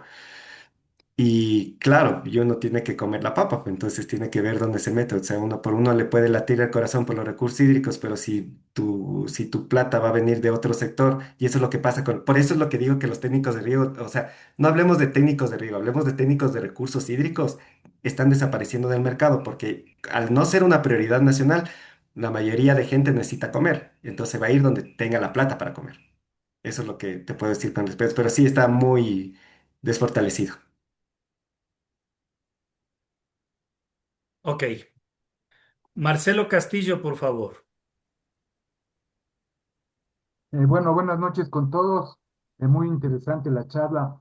Solamente quería tener, o mejor dicho, una inquietud, una recomendación que me pueda dar el expositor.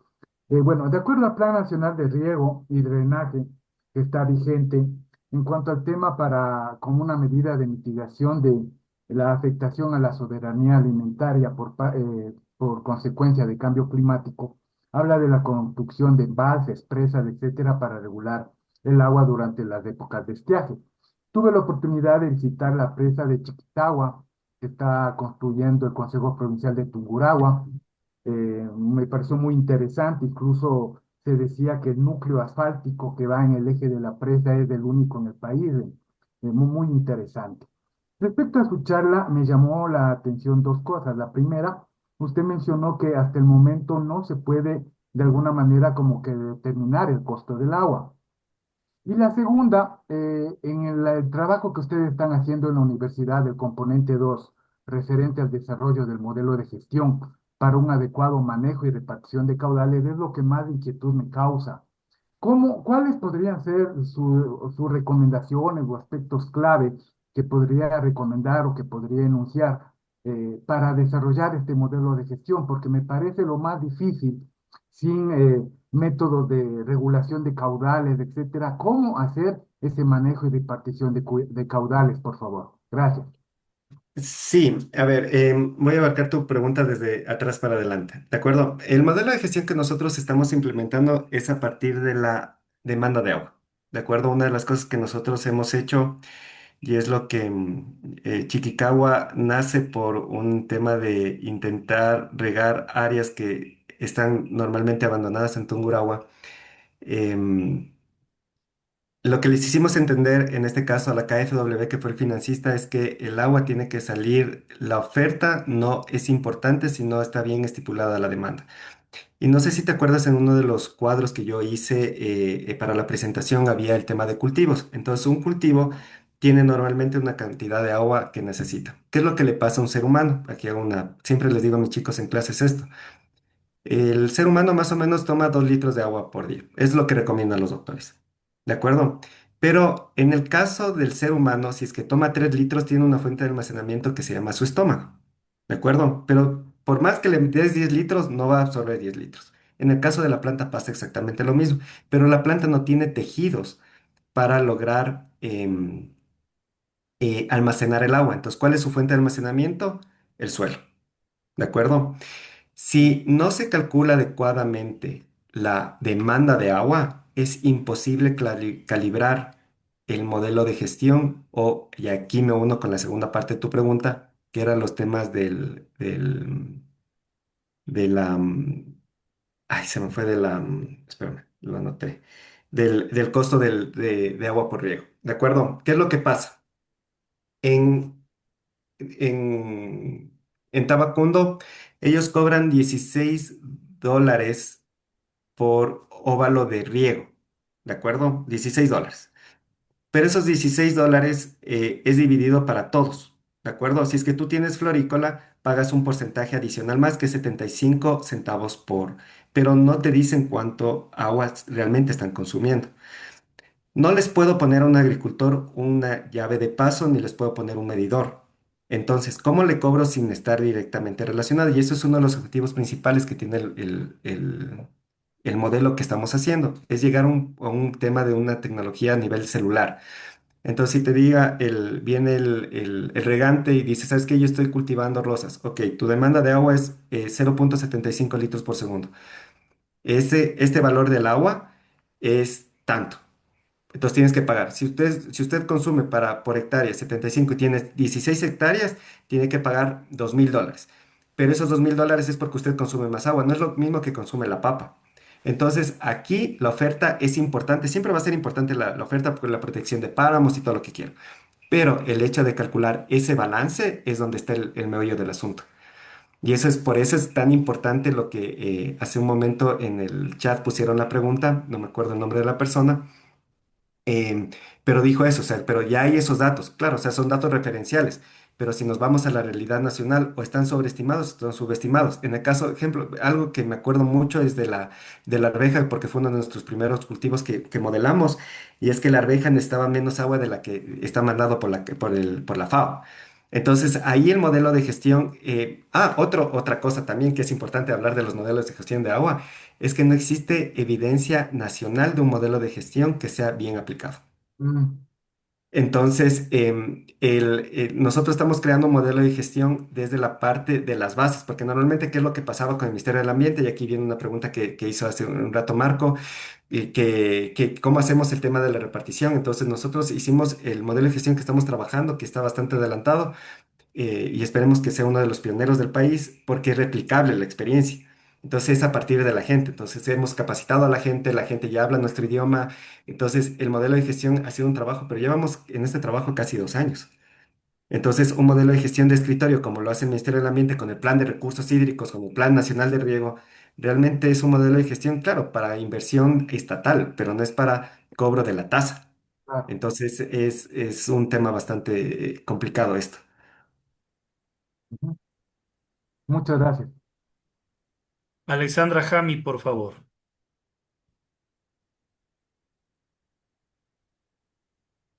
Está sin audio, Alexandra. Está sin audio, Alexandra. Gracias, Patricio. Buenas noches. Hola, George. Qué gusto verte a los tiempos. Hola, Eh, Alex. una pregunta muy, muy puntual. Tú que has estado de los dos lados ahora, de los recursos hídricos y también de la consultoría. De tu experiencia, ¿qué consideras, en dónde consideras que sería más importante que la consultoría se base o se apoye en los temas hídricos? ¿Qué lado está flaco que podría aprovechar de apoyarse en todo este tema del estudio del agua?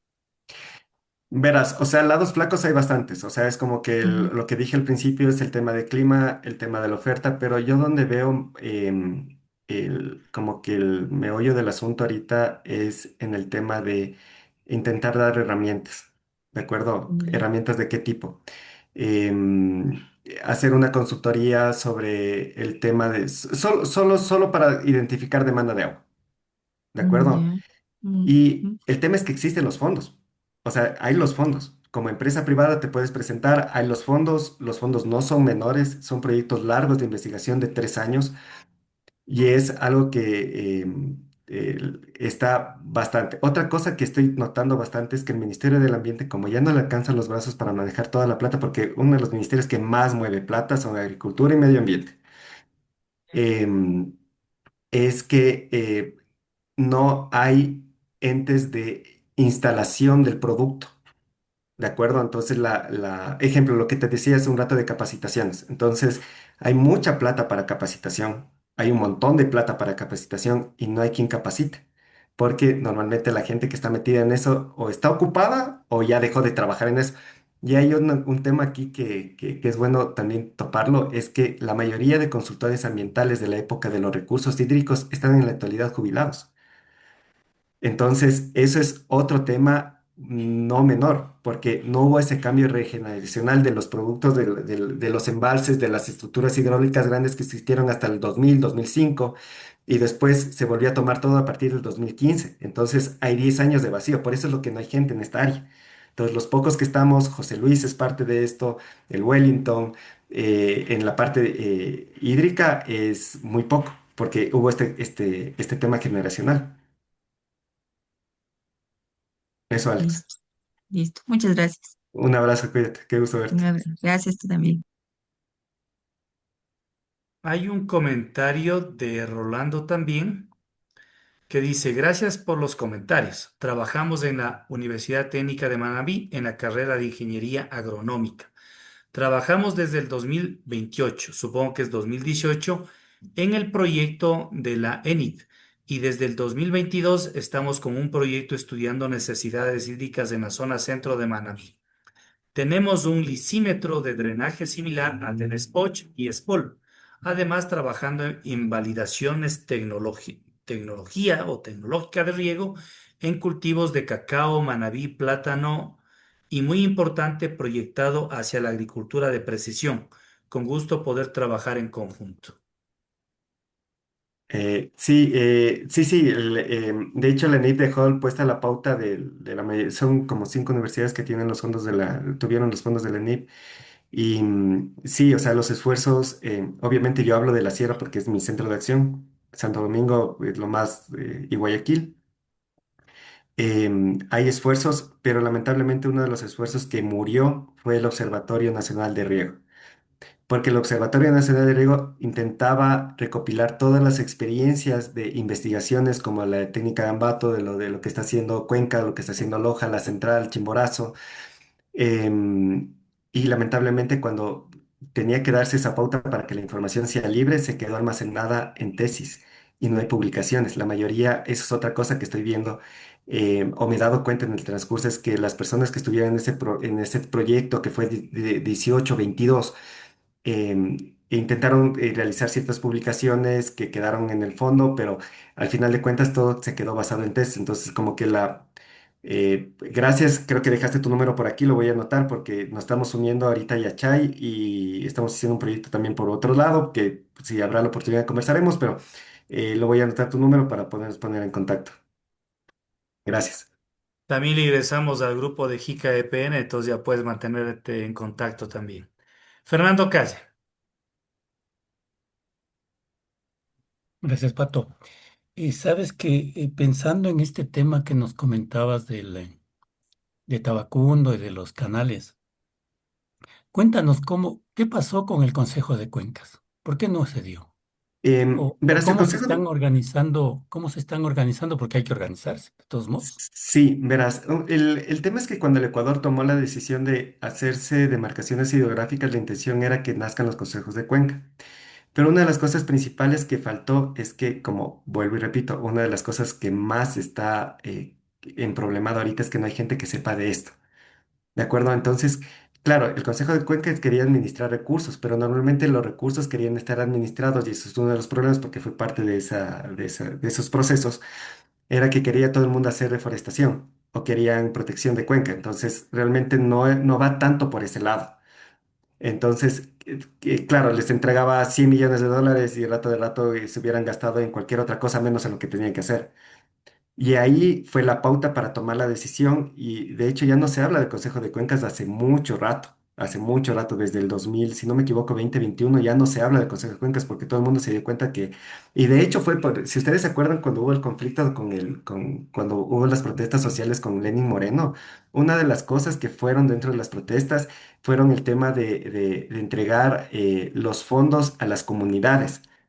Y hubo uno de los acuerdos que quería hacer ISA fue de esto, para entregar los recursos, porque evidentemente con recursos ellos se podían ver más fuertes.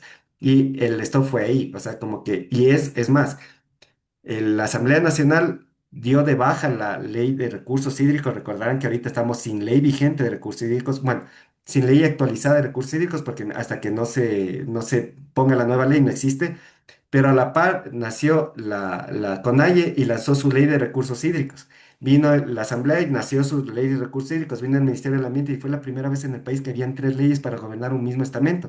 Obviamente por lo que significa esto a futuro. Entonces ahí desapareció el Consejo de Cuentas. Yo no he vuelto a escuchar, o sea, dentro de una persona que tenga coherencia de lo que estoy hablando, nunca más se volvió a hablar de este tema. Es más, como que estuvo tapado, está tapado, de hecho. Eso, Fernando. Sí, pero solo para terminar, ¿cómo se están organizando? Porque, digamos, hay cuencas en las que hay tres consejos provinciales, por ejemplo, ¿no es cierto? Ya, una de las cosas que tiene problema ahorita los consejos provinciales es eso, que tienen que actuar, o sea, verás, también es un tema, ¿no? Yo no puedo, aquí hubo un error cuando se mandó, o sea, para mí, es mi comentario muy personal, ¿de acuerdo? Cuando se dejaron de llamar a las cuencas por sus nombres, sino que se metió el código FASTETER.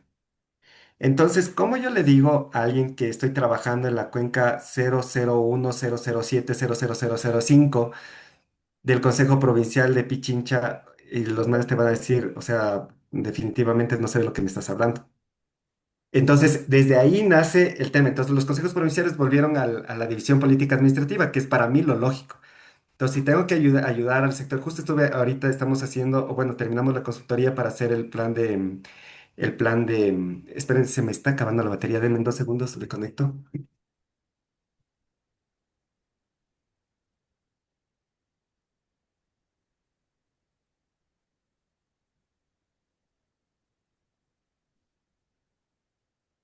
Una de las cosas que pasó en el Consejo Provincial con el plan de riego, de la actualización de los planes de riego, fue eso. Y dijeron, ¿y ahora cómo hacemos? Porque las cuencas son importantes. Claro, pero ¿cómo te hago entender cuál es la cuenca que tienes que administrar y cómo ahora seleccionas a una persona de la cuenca 0000 no sé cuánto y quién es el representante? Entonces ahí es como que vienen los problemas de fondo, pues. Entonces, claro, el país invirtió para decir manejemos en cuencas, pero ya estamos acostumbrados a tener la división política administrativa. Entonces, no hay, y claro, y lo más difícil es decir, de la cuenca 600.380, ¿a quién le pongo a la cabeza? Entonces ahí es el tema no menor. Muchas gracias, Jorge. Perfecto. Bueno, una precisión, Jorge. El PIB ecuatoriano está alrededor de los 135.000 millones de dólares. Y si tú hablabas de 5.000 en rosas, significaría el 3.7% Por cierto. aproximadamente. Eh, Gracias por Tú la hablabas corrección. de pocos técnicos del agua para riego. ¿Qué sugerirle a la academia para que mejore esta cantidad de profesionales de riego que estarían vinculados a ingenieros principalmente hidráulicos o civiles y agrónomos? Verás, una de las cosas que yo me he dado cuenta, y de hecho la Universidad Central del Ecuador hizo un esfuerzo bastante fuerte en el año 2022, crear una línea dura de seguimiento de cátedras. Estamos hablando. Viene riego, viene meteorología, viene topografía, viene recursos hídricos, viene riego y drenaje, después viene catastro y viene sistemas de información geográfica. ¿De acuerdo? Esa línea de materias sucesivas son las que tienen que darse a nivel general. ¿De acuerdo? O sea, no hablemos del ingeniero agrónomo, hablemos del ingeniero. el ingeniero debe dominar las herramientas que te estoy mencionando. Obviamente para los ingenieros civiles, obviamente es parte de su esencia, pero el ingeniero agrónomo, también hay un tema aquí que no es menor, que el ingeniero agrónomo no le ve como una proyección de caso de trabajo, porque el ingeniero agrónomo no puede firmar planos. Entonces, claro, o sea, es un tema estatal desde política pública de dar esto. Otra de las cosas que estoy viendo es que a los ingenieros, por la problemática del agua, por entender cómo es el agua, no le interesa el agua, porque nosotros, al ser normalmente ciudadanos establecidos en ciudades grandes, abrimos el agua y nosotros tenemos agua 24/7. Entonces, el reforzamiento de la educación tiene que ser hacia las partes rurales. Y obviamente volvemos al mismo meollo del asunto. ¿Cómo reforzamos algo que no tiene base para hacer? Entonces, obviamente la academia tiene que trabajar fuertemente en la creación de estos de estos nuevos perfiles. De hecho, ahora se habla recién escuché acá una tecnología en recursos hídricos que se está elaborando dentro entonces sería como que la primera tecnología en recursos hídricos. Ya, la Universidad de la Amazonía, se me fue cómo se llama la El estatal Kiam, amazónica, el Kiam. Kiam tuvo que desechar la carrera. Entonces después fue Luis Maicincho, que es ex INAMI, a intentar reforzar, pero le cambiaron el nombre de la carrera y le cambiaron la malla. Entonces, claro, ¿cómo convencemos que aquí hay, o sea, yo veo una oportunidad fuerte de trabajo, pero el problema es que no le vemos todavía como nosotros nos llueve 2 veces al año, nos llueve muchos meses, nosotros no vemos las necesidades que hay en otros países, que estos lo tienen por base. Por eso en otros países el ingeniero civil es el ingeniero civil agrícola y el agrónomo son dos cosas que son similares, pero son totalmente diferentes. El ingeniero civil es el ingeniero civil hidráulico. Entonces, claro, hay que reforzar para mí las capacidades de las carreras principalmente, desde mi punto de vista. Perfecto. Tú hablabas de la famosa seguridad alimentaria. De mi experiencia, en el Ecuador no tenemos ese problema, nadie se muere del hambre. No sé qué es o cuál sería tu opinión. Sí, verás, es que el tema de seguridad alimentaria, la seguridad alimentaria está basada en ocho ejes, ¿de acuerdo? Uno de ellos es la alimentación, ¿de acuerdo? Y eso es, normalmente cuando nosotros entendemos seguridad alimentaria, entendemos que nosotros siempre vemos comida en los mercados y normalmente siempre vemos frutas en los mercados. ¿De acuerdo?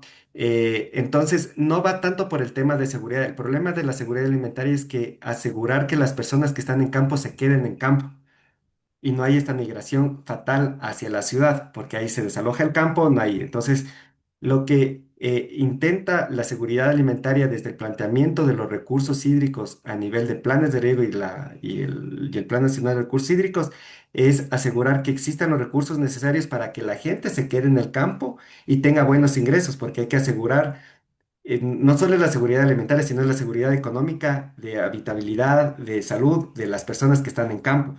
Entonces, solo en el momento que nosotros logremos esos 8 ejes, estamos hablando de seguridad alimentaria.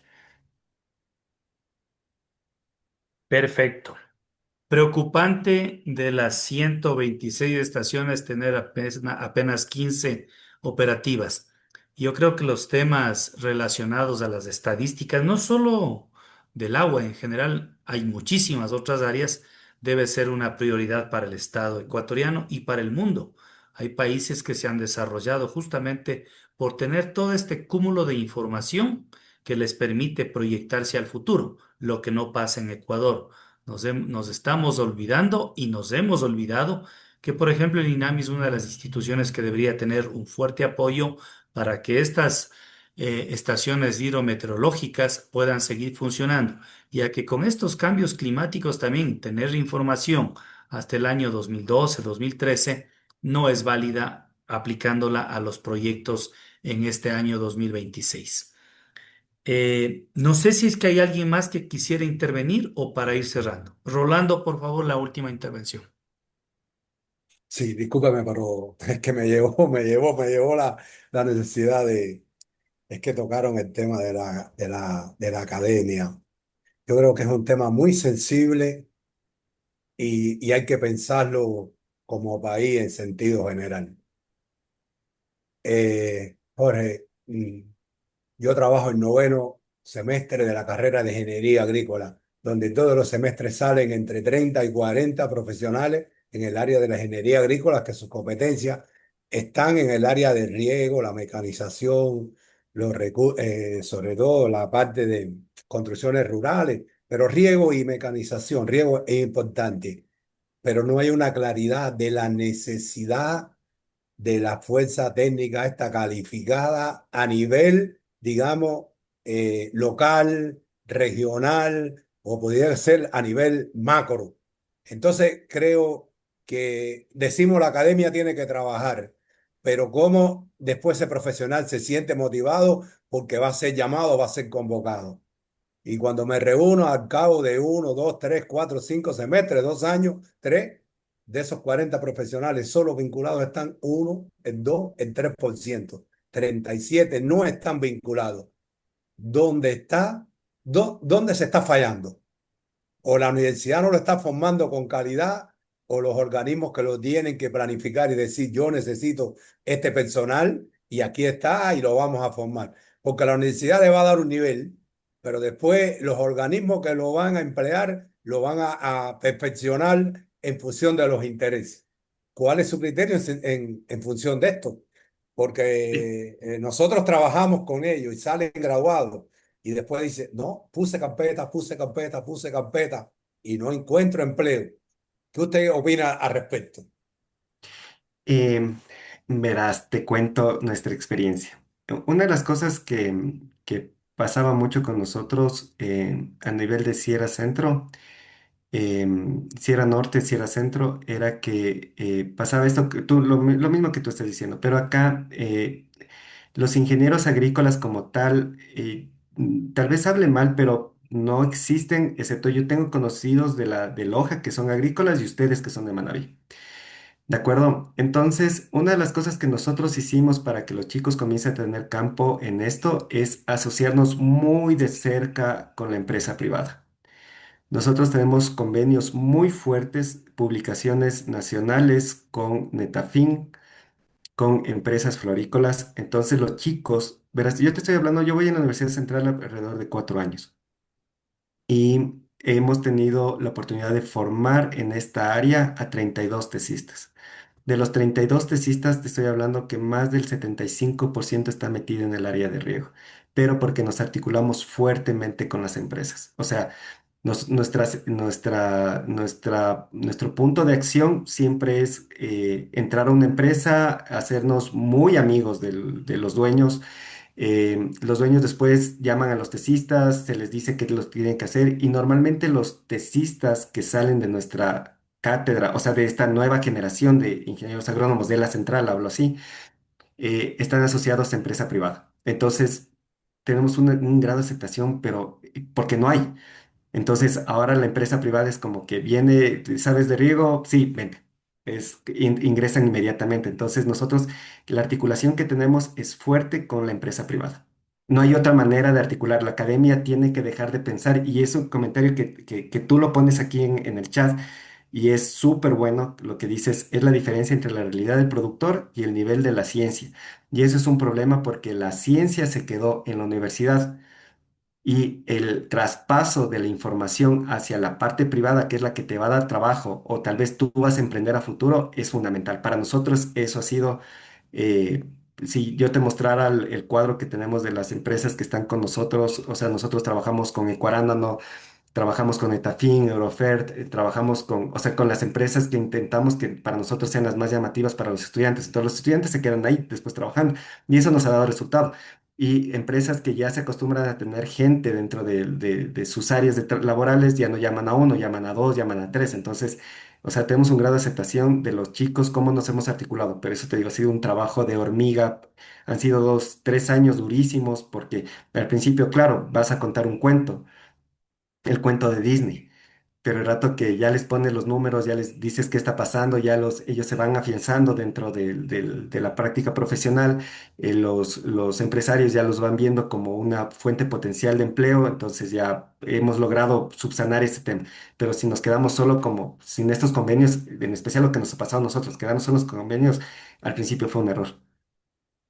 Le agradezco muchísimo. Ahora tenemos también convenio con Netafim, tenemos con Manarriego, tenemos con Famagro. Es decir, tenemos varios convenios, estamos trabajando. Pero el tema motivación es un tema, la vocación está muy, muy, muy deprimida. Hay que trabajar con los jóvenes porque hay que hacer un esfuerzo muy, muy, muy, muy grande con ellos, porque realmente se sienten como desorientados, perdidos, y es difícil trabajar con esos niveles de vocación tan pésimos, vamos a decirlo Sí, así sí, en te esos, entiendo. en esos términos.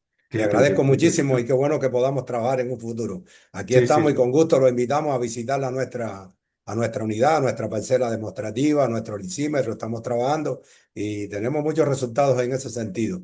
Lo invito para acá en cualquier momento nos pueda visitar. Muchas gracias, muchas gracias. Ya tengo tu número. Ya, listo. Bueno, Gracias. Rolando, la invitación es a todos, no solo a Jorge, ¿no? Por si acaso. Sí, cómo no, con mucho gusto, Patricio. Acá los esperamos. Ok, Será un gusto recibirle por acá. seguro que sí.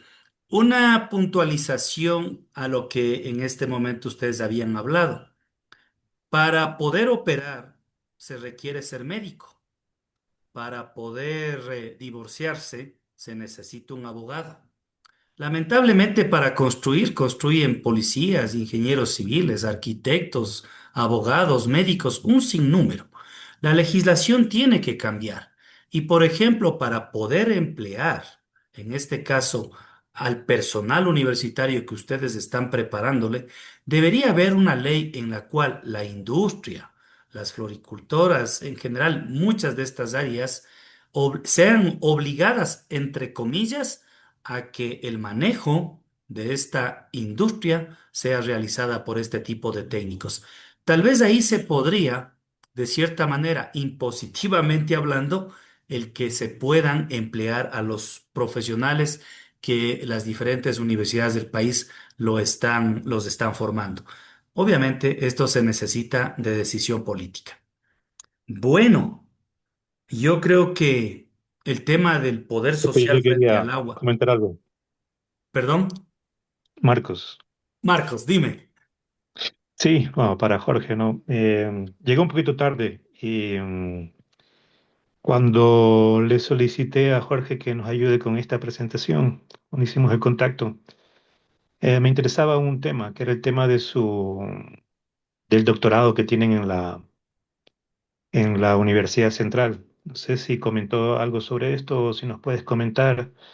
Pero también lo que me interesa es cómo desde ese doctorado bajas hacia la maestría y luego hacia el pregrado, o sea, si hay esta articulación o va a haber esta articulación y dentro de toda esta dinámica, ¿no? Del que tú hablabas de escalar los trabajos que ustedes han hecho en algunos sitios pilotos hacia otros sitios y eso.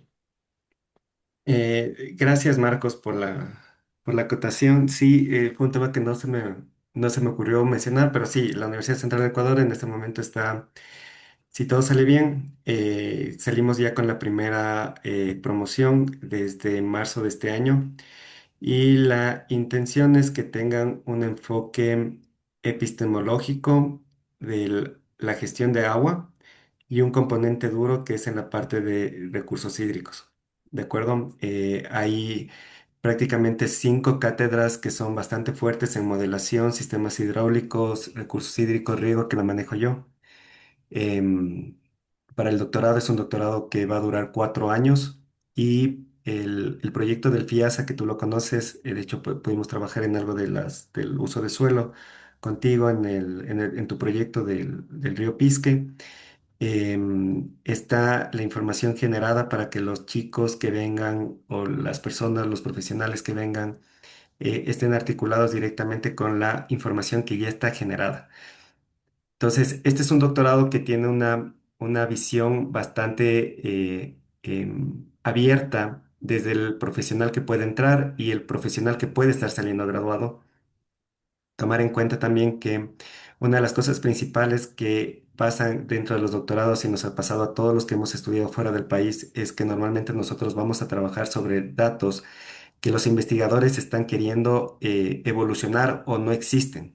En el caso de la maestría, perdón, del doctorado de recursos hídricos, prácticamente van a trabajar sobre la información que ha generado este proyecto, que es la línea base del doctorado.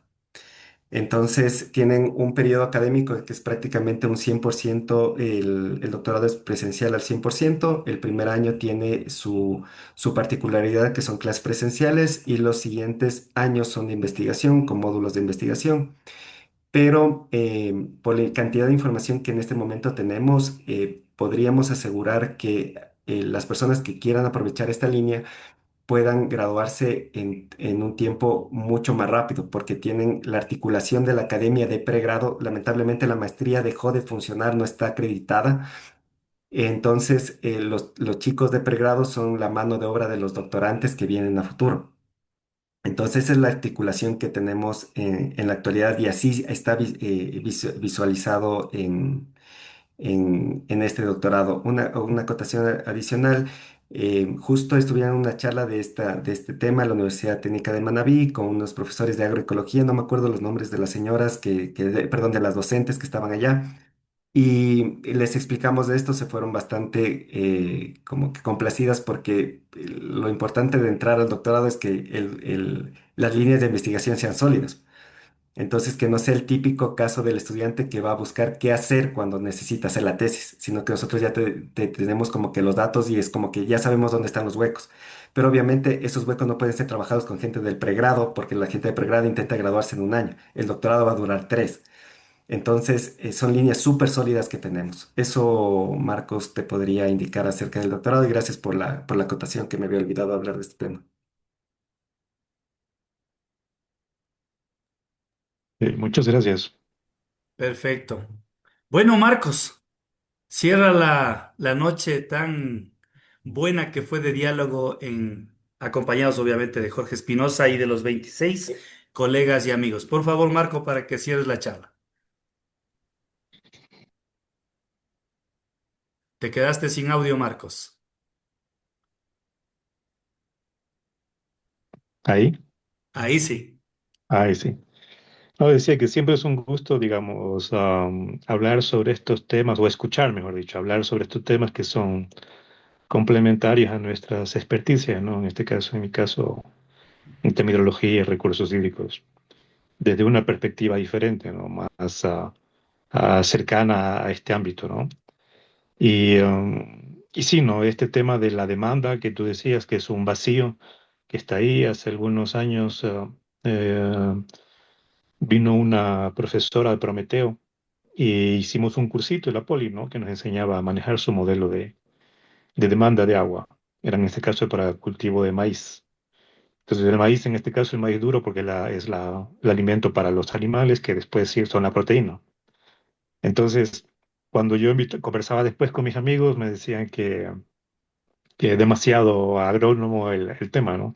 Porque la gente, los ingenieros civiles quieren ver el tema de la distribución del riego, ¿sí? Pero como estamos viendo ahora, ¿no? Con estas dos sequías del 23-24, los problemas que se pueden dar por estas condiciones que desgraciadamente podrían ser más frecuentes en el tiempo, ¿no? Debido al cambio climático, estas sequías fuertes y ya se comienzan a ver estos problemas. Jorge lo manifestaba como algo bastante fuerte y que podría generar una situación dramática, ¿no? Y en ese sentido, un dato que quería compartir con ustedes es que el año pasado, sí, bueno, hace 2 años, se publicó un estudio del Banco, sí, del Banco Mundial sobre el clima y el desarrollo en Ecuador, ¿no? Entonces, habían ejemplos de que una sequía de este tipo empujaba al 1% de la población del Ecuador a la pobreza, es decir, 168.000 personas en la zona rural. O sea, es impresionante, ¿no? Entonces eso en base a las sequías anteriores. Entonces me imagino que esta sequía, algo así pasó otra vez. Entonces, otra vez, de la ciudad vemos la situación un poco en Quito, ¿no? Sobre todo. Un poco lejana, cómoda, nos llegan los alimentos, tal vez la inflación no nos pega mucho en el bolsillo, pero en las zonas rurales estas cosas afectan muy fuerte a la población. Entonces, digamos, seguir trabajando en esto, ayudar a las empresas privadas, a los pequeños agricultores y todo eso para que tengan mejores condiciones en su medio de vida, ¿no? es muy importante. Entonces, por eso también me interesaba que este tipo de trabajos sean compartidos, ¿no? Y gracias, Jorge, también por eso. Jorge, por Gracias, favor. Marco. Sí, agradecido con todos por el espacio. Es importante lo que dice Marcos, dar la visión desde la parte. Yo me he hecho ingeniero civil con el tiempo, pero por temas laborales, ¿no? Por donde estaba metida y siempre es este conflicto, porque lo que dice Marco es verdad. O sea, el ingeniero civil piensa en distribuir el agua en pequeña, en gran escala, pero esa es la función cronológica del ingeniero civil. En cambio, el ingeniero agrónomo intenta ver un poco más allá del problema y definitivamente hay que unir visiones. La única manera de salir adelante es unir las visiones, compartir conocimientos y eso es lo que nos va a hacer fuerte a todos. Entonces yo siempre voy a estar agradecido con ustedes por el espacio. Siempre es bonito dar este tipo de charlas y espero que en una próxima oportunidad nos podamos volver a reunir. Seguro que sí. A nombre del Grupo de Ingenieros Civiles y Ambientales de la Escuela Politécnica Nacional, agradecerte, Jorge, por esta espectacular charla con un lenguaje sencillo, que así justamente los que no conocemos a fondo los temas lo podemos entender. Y obviamente comprometerte para un próximo conversatorio en los próximos meses de este año. Te estaré avisando con el tiempo suficiente. Y a los 26 colegas y amigos presentes, indicarles también de que se les agradece y al mismo tiempo invitarles, bueno, la próxima semana no, porque como el 13 iniciamos a bailar samba e irnos a las playas, muchos de ustedes dirán, entonces tenemos vacaciones. Así que el 20 de febrero volvemos con una nueva charla en este grupo de ingenieros civiles y ambientales de la Escuela Politécnica Nacional. Un fuerte abrazo, un feliz fin de semana. Muchas gracias a todos. Gracias, hasta luego. Gracias, gracias. Hasta luego, muchas Gracias. gracias. Hasta Viva luego. Guaranda, Linda noche. pero Gracias, Patricio. Gracias. Gracias. Viva Guaranda, viva viva Ambato, Guaranda, claro. Cotacachi, Washington, A la, Otavalo, a la- Marito también está por aquí. Viva, Otavalo, viva Washington. claro. Viva Andino Washington. de Chao, viva. Manabí, igual que Rolando. Habemos de todo lado. Un abrazo a todos, gracias. Cuídense Un mucho. gusto. Hasta Chao, luego. chao.